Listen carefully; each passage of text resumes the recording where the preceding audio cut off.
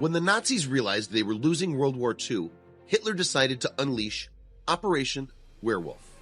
By the fall of 1944, it was increasingly obvious that Germany faced invasion and defeat. That would come at the hands of the British and Americans and their allies coming from the West, and by the Russians moving from the East. Only the most deluded of Nazis, including Hitler, refused to accept the realities of the military situation. The D-Day landings in France in June 1944 had seen the Allies make steady progress across France, heading for Germany. A last toss of the dice by the Germans came with the Battle of the Bulge in December 1944, a massive German attack in Belgium and France. Despite initial successes, however, the assault was broken. At best, it delayed the arrival of foreign troops on Germany's soil by a matter of weeks. On the Eastern Front, the Russians had also started to roll back the Nazi forces with the June 1944 Operation Bagration. That action smashed the German Army Group Center. The victory was then rapidly followed by Nazi withdrawals from Poland and the Ukraine, then retreats from Albania, Greece, and Yugoslavia. It was now that Heinrich Himmler, Hitler's trusted Nazi ally and head of the SS, came up with his idea of the werewolves. Himmler is most remembered by history as the man who put Hitler's plans to exterminate all European Jews into practice. As a committed Nazi, Himmler had been happy to undertake this hideous task. So, in the late summer of 1944, with the enemy encroaching, Himmler ordered Unternehmen Werewolf, or Operation Werewolf. He gave the direct responsibility for the operation to SS Obergruppenführer Hans Adolf Preutzmann. Preutzmann was another fanatical Nazi and had organized the wholesale murder of Jews in Latvia. Given the grand-sounding title of General Inspector of Special Defense, Preutzmann was told to create formations of troops who would conduct operations behind enemy lines. This initial plan saw these formations as being uniformed men who would operate like the commandos used by the Allies. Preutzmann took inspiration from the Soviet partisans who had operated to the rear of the German lines in Russia. Nazi party leaders in Germany's regions were to be the recruiting agents for the new secret formations. Some 5,000 fighters were given instruction in guerrilla warfare, with most of those drawn from the Hitler Youth and the SS. However, these soldiers were hamstrung by the same problems facing the rest of the German army. Namely, they had a critical lack of supplies and equipment. The training of the would-be werewolves involved instruction in making improvised bombs, assassination, and arson attacks. One bizarre tactic that the die-hard Nazis were to learn was the ability to leap into a guard post and kill the occupant in a single, silent action. The weapon for this deadly activity was to be a yard of string. In fact, it was apparent to some Nazis that the whole werewolf operation was almost certainly doomed to failure. For example, SS Obersturmbannführer Otto Skorzeny, a battle-hardened soldier, was tasked with training the werewolves in early 1945. He was of the opinion that these units would never be capable of posing a real threat to the invading army. And those on the Allies' side seemed to recognize that the German units were intending to fight in enemy territory. At least an August 1944 report in the British News Chronicle theorized as much. It read, "The war will go on underground. Allied military patrols will be ambushed, administrators assassinated, commanders will die mysteriously. Hitler and the Nazis, particularly Himmler, have learned from their own bitter experience how effective the underground resistance can be." Furthermore, the American press also played its part in the rumor mill.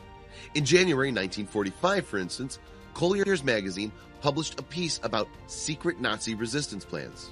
That story, moreover, was supported by a quote from Nazi propaganda head Joseph Goebbels. This read, "The enemy invading German territory will be taken in the rear by the fanatical population, which will ceaselessly worry him, tie down strong forces, and allow him no rest or exploitation of any possible success."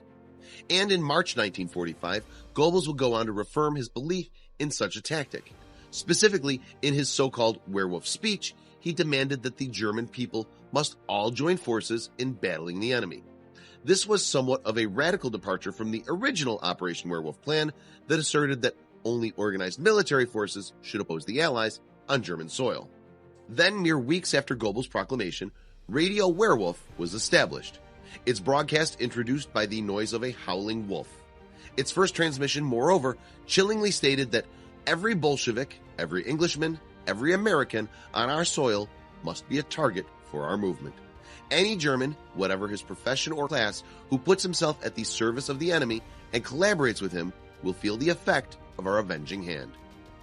The Allies were familiar with Radio Werewolf, however, and the content of the station's broadcast was duplicated in both British and American newspapers. Meanwhile, American station Armed Forces Radio attempted to counteract the propaganda from the Germans. In one of its transmissions, it even went so far as to assert that every friendly German civilian is a disguised soldier of hate. In heart, body, and spirit, every German is Hitler. Furthermore, invading troops did eventually uncover some evidence of clandestine attempts to resist the occupation of Germany.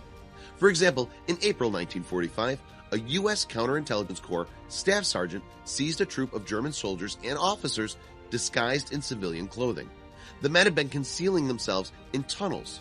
These passages, moreover, were later revealed to contain a tranche of documents detailing a terrifying hit list for the Germans. Among their targets was one General Dwight D. Eisenhower. However, another counterintelligence corps officer, Major John Schwarzwalder, deemed himself to have been relatively unconcerned by Operation Werewolf. In his 1946 book, We Caught Spies, Adventures of an American Counterintelligence Agent in Europe, he wrote, "The only remaining fraction of the werewolf that was of any importance was a residue of veterans of the last war who were physically ineligible for service in this one and who had weapons concealed here and there." He continued somewhat wryly, "These people were not too hard to dispose of." But regardless of Major Schwarzwalder's personal skepticism, the legend of Operation Werewolf persisted, even after VE Day. Indeed, the power of Goebbels' propaganda efforts meant that some believed that there was effective German resistance even after the war had been definitively won. And indeed, a wide variety of acts went on to be credited to the werewolves, some rather erroneously. One action that seems more likely to have been part of Operation Werewolf, however, is the assassination of the new mayor of the German city of Aachen. SS troops carried this out in March of 1945 under direct orders from Himmler. But there's also said to have been one outcome from Operation Werewolf that the Germans may not have bargained for. That is, that the resistance plan ended up making Allied and Russian treatment of the conquered Germans harsher than it may otherwise have been. It's a claim made by historian Ian Kershaw, who has asserted that the fears of reprisals from werewolves may have inspired subsequent atrocities carried out by the Allies. It's also true that the Russians went on to arrest thousands of young men suspected of being werewolves. These youths were then either imprisoned or executed.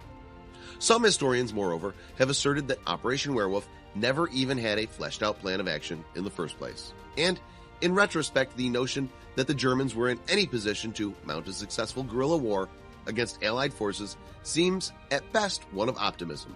At worst, one that was utterly delusional.